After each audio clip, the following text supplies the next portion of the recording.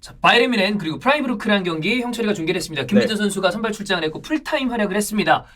정말 지난 경기는 진짜 이 본인 입장에서는 너무 마음이 쫄리고 안타깝고 사실 대형 실수가 나왔기 때문에 그렇죠. 와 이걸 어떻게 해야 되나 싶었는데 콤파니 감독이 김민재에 대한 신뢰가 있나 봐요. 사실 저는 이번 경기에서 바로 서브로 밀릴 수도 있다라고 생각을 했는데 바로 선발 출장을 시켰고 다행히도 잘했습니다. 그리고 믿어줌과 동시에 이 선수가 가질 수 있는 부담을 좀 줄여줬어요. 네. 전술적으로. 그래서 저는 콤파니 감독이 그래서 더더욱 김민재에 대한 신뢰를 보여줬다. 그냥 단순히 너 계속 여기 뛰어가 아니고 선수에 대한 관리를 해준 거잖아요. 그쵸. 지난 경기 때 어려웠던 부분이 무엇인지 팀 구조적으로 어떤 부분을 보완해 나가야 되는지 이거를 이제 이번 경기에서는 지난 볼프스부르크전이랑 좀 다른 형태로 또 그 경기를 준비했다고 생각을 하는데 김민재에 대한 신뢰는 역시 큰 것 같다. 그리고 가장 우려했던 건 사실 이번에 A매치 앞두고 김민재 선수가 지난 볼프스부르크전 끝나고 알고 보니 경기 중에 이제 부상이 좀 있었다. 그죠. 그래서 통증이 좀 있다는 이야기들이 좀 있었거든요. 그래서 아예 명단제가 되지 않을까라고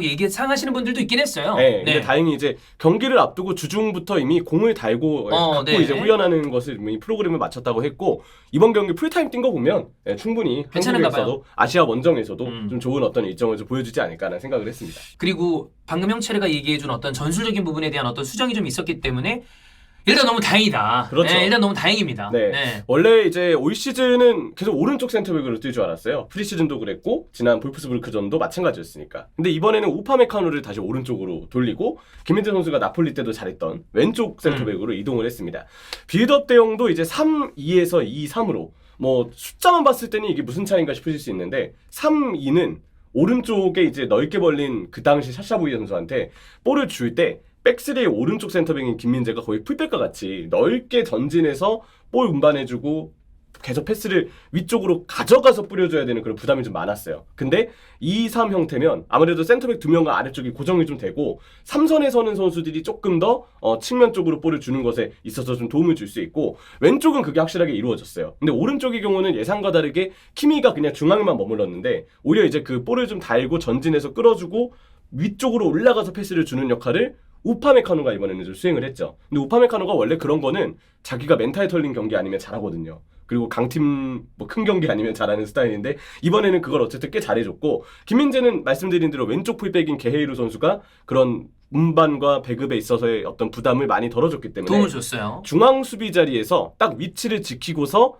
후방에서의 볼 순환에 그냥 도움을 줄 수 있는 패스들을 주고받을 수 있고 반대로의 전환에도 왼쪽에서는 오른발 센터백이잖아요. 반대쪽으로 각이 열려서 오른쪽에 있는 그나브리에게 전환 패스 주기가 아주 좋은 위치를 이제 선점할 수 있어요. 거기서 또 양질의 전환 패스를 김민재 선수가 뿌려줬고 롱킥 좋았어. 네, 그리고 패스도 패스지만 수비적으로 진짜 좋았습니다. 공중볼 날아오면 다 끊어주고 속도 싸움 안 밀리고 무엇보다 태클 정확도 좋고 후반전 그 60분에 바이에른 뮌헨이 프라이부르크가 전술 바꾸고 분위기 바뀌면서 완전히 이제 위기에 계속 내몰릴 때가 있었는데 오스타하게의 슈팅을 막은 장면이 결정적이었습니다. 마지막에 물론 프라이부르크의 그 어이없는 페널티킥 실축도 헬러 선수에게 있었지만 기본적으로 이 바이에른 뮌헨이 콤파니 체제에서 무실점으로 경기를 마치는 데 있어서 김민재 선수가 이번에 정말 쏠쏠한 활약을 한 거죠.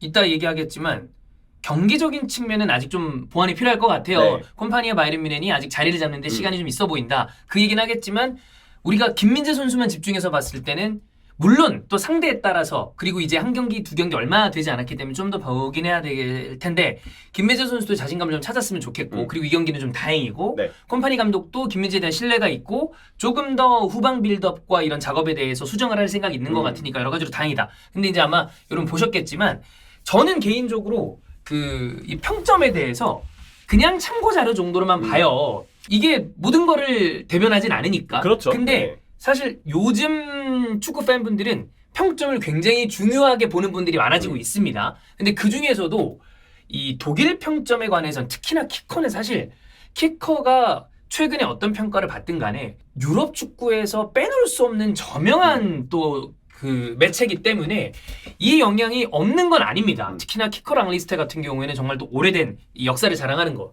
근데 아 이거 4점은 좀 그렇지 않아? 지금 아니 이제 이거를 막 무슨 야 1점 2점 줘야 된다는 거 그런 것까지는 아니지만 4점이면 이건 못한 평점이거든요. 그렇죠. 독일 평점은 숫자가 낮을 수 있는 네. 네. 근데 이거는 너무 박해. 지금 마티스텔이랑 같은 평점인데 사실 이 경기에서의 마티스텔과 김민재 평점이 같은 거는 어떻게 기준을 잡아도 네. 뭔가 같다고 판단하기는 조금 어렵지 않나 싶고 사실 이게 김민재 선수뿐만이 아니고요. 저는 전체적인 평점이 다 좀 동의가 좀 안 되는 부분들이 있어요. 무시알라는 3.5의 평점이 아니라고 생각합니다. 네. 더 이제 좋은 평점을 받아야 될 선수고 해리 케인 물론 케인이 이제 골을 넣었고 그죠. 어쨌든 페널티킥을 얻는 데 있어서 그 헤더로 핸드볼을 만든 것도 이제 케인이었기 때문에 평점이 높을 수 있는 거는 이해가 되나 개인적으로 그나브리랑 무시알라가 더 높은 평점을 받아도 이상하지 않을 거라고 보거든요. 개인적으로 올리세도 마찬가지예요. 네. 오히려 이제 활약이 좋은 선수들의 평점도 제 생각보다는 좀 낮은 경향이 있고 우파메카노와 김민재도 둘 다 저는 평점이 올라가도 이상할 게 없다. 게이루 선수도 마찬가지예요. 저는 그런 부분에서 이 평점은 물론 개인적으로 선수에 대한 그 평점은 다 각자만의 기준이 있기 때문에 저도 그냥 평점에 대해서 너무 막 왈가왈부하고 싶은 생각은 없거든요. 그냥 저는 사실 이제 보고 넘어가요. 네. 근데 이렇게 봤을 때는 경기를 보신 분들도 특히 좀 뭔가 이해가 안 되실 법한 평점이라고는 얘기할 수 있을 것 같아요. 그래서 개인적으로는 이제 최근 독일 언론들이 이제 김민재 선수에 대한 비판적인 스탠스를 유지하고 있습니다. 그리고 비판을 받을 만한 퍼포먼스였던 것도 사실은 사실이에요. 근데 이번 경기는 조금 너무 박한 거 아닌가. 네. 그 이제 주원영 표를 빌리겠습니다. 이러면 좀 섭섭하죠. 섭섭하죠. 좀 섭섭해. 어떻게 잘해야 이제 평점을 잘 받느냐. 근데 이러고서 또 김민재 선수가 좋은 퍼포먼스를 여러 경기 또 보여준다 그러면 수정해 줄 거라고 생각합니다. 저도 맞다고 생각합니다. 이제 앞으로 김민재 선수가 보여줄 거는 꾸준히 지금과 같은 폼을 보여주는 거고 콤파니 감독도 계속 이렇게 김민재 선수와 후방의 구조를 좀 베스트 조합을 계속 찾기 위해서 여러 가지 시도를 하고 있는데 빠르게 팀이 좀 이제 정착을 좀 해줬으면 좋겠고요. 전반에 이 바이에른 뮌헨은 아주 좋은 모습이었습니다. 왼쪽 풀백 게레이루가 이제 3선 숫자를 계속 늘려주면서 상대 압박에 대해서 대비할 수 있는 대비책을 좀 마련해줬고 게레이루를 따라서 이제 상대 수비가 당연히 따라오죠. 그러면 자연스럽게 반대쪽으로 이제 공간이 생기는데 반대쪽에 그나브리가 지난 시즌의 그나브리랑 현재까지의 그나브리는 확실히 다릅니다. 이것도 이제 얼마나 이어질지는 몰라요. 근데 그나브리가 너무 잘해주고 있어서 이번 경기에서도 측면 터치라인 플레이를 그나브리가 너무 잘해줬고 상대 수비 미드필더 사이 간격에 위치했던 무시알라와 올리스의 존재감이 기가 막혔습니다. 굳이 따진다면 해리 케인이 아직 그 팀에 합류한 지 얼마 안 지났기 때문에 뭔가 폼이 100%의 느낌은 좀 아니긴 하거든요. 근데 올리스, 무시알라 너무 잘해주고 있다. 그 덕분에 이제 이 선들의 활약은 아주 좋았으나 후반전이 매번 바이에른 뮌헨이 좀 불안합니다. 이번에도 후반 되자마자 당연히 변화를 줍니다. 후반전에 더 강한 압박으로 바이에른 뮌헨 왼쪽에 게이로 활용해서 빌드업하네. 그쪽으로 최대한 압박을 해보자. 압박 강도를 더 높여서 이제 좀 부딪혔는데 딱 그러니까 속수무책으로 당했어요. 경기 중에 이제 콤파니 감독이 대응을 하는 데 있어서 아직은 좀 어렵다는 것이 느껴졌고 주전 선수들이 동시다발적으로 후반전에 체력이 떨어져 있거든요.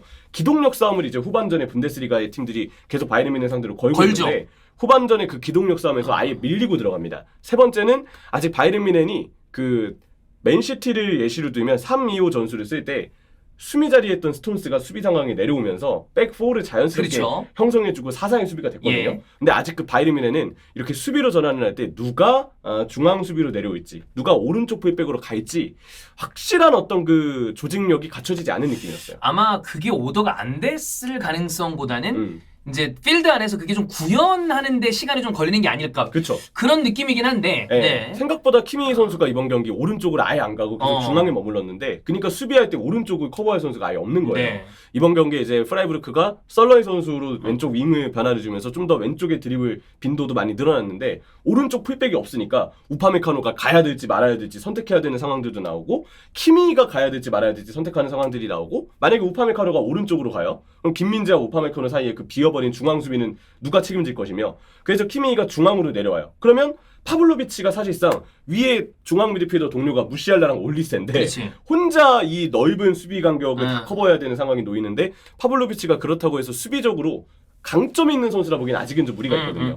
그래서 이제 그나마 후반 막판에 팔리냐 넣고 나서 조금 밸런스가 잡히긴 했는데 그 전까지 바이에른 뮌헨은 공격으로 전환이 아예 안 되고 수비에서 공백 메우느라 쩔쩔매다가 라인 내려가고 압박이 계속 고전하고 그 한 15분 20분 내내 두들겨 맞았어요. 근데 그걸 이제 김민재 선수와 노이어 그리고 우파메카노 등등의 활약 덕분에 그나마 좀 버티긴 했는데, 제가 볼 때는 아직은 조직력이 좀 필요하다. 바이에른 뮌헨이 분명 후반전 경기력은 좀 분명 아쉬워요.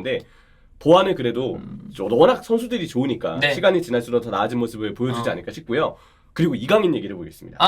자 이강인 선수도 계속해서 지금 좋은 활약을 해주고 있고 네. 그리고 이번 경기도 파리 생제르맹 승리했습니다. 후반전 이번엔 74분에 예. 투입이 돼서 20여 분가량 경기를 뛰었는데 폼이 너무 좋아요. 음. 탈압박, 드리블. 이번 경기도 그냥 공 잡았다 하면 웬만해서 볼 안 뺏기고 맞아요. 계속 자기가 원하는 지역으로 그 볼을 옮겨가서 최종적으로 공격진에게 볼을 투입해주는 것까지 정말 이강인 선수가 안성맞춤으로 잘해주더라고요. 이번에 그 두에 선수 두에. 슈팅이 들어가기만 했으면 또 도움이 아마 기록이 됐을 텐데 이강인의 폼은 충분히 지금 이번 시즌 최상단에 있다. 네. 그리고 파리에서도 뭐 파리 팬들이 선정한 뭐 8월 뭐 이달에 뭐 골이었나요? 뭐 등등 여러 가지 개인상을 또 받았더라고요. 르하브르전의 골 그걸로 이제 받았어요. 아마 이강인 선수가 그만큼 팀 팬들에게도 네. 상당한 또 이목을 끌고 있다. 올 시즌 출발은 상당히 좋다라고 또 이강인 선수는 평가할 수 있겠습니다. 그렇습니다. 뭐 어쨌든 김민재, 이강인 선수 김민재가 진짜 너무 네, 다행이다. 진짜 다행입니다. 너무 다행이다라는 생각이 들고요. 음. 이강인 선수는 이렇게 쭉 해주면 됩니다. 네. 루초 감독이 어떤 식으로든 이강인 선수를 쓰고 있기 때문에 본인이 잘해주면 이 정도로 잘해주면 문제 없지 않을까. 네. 네.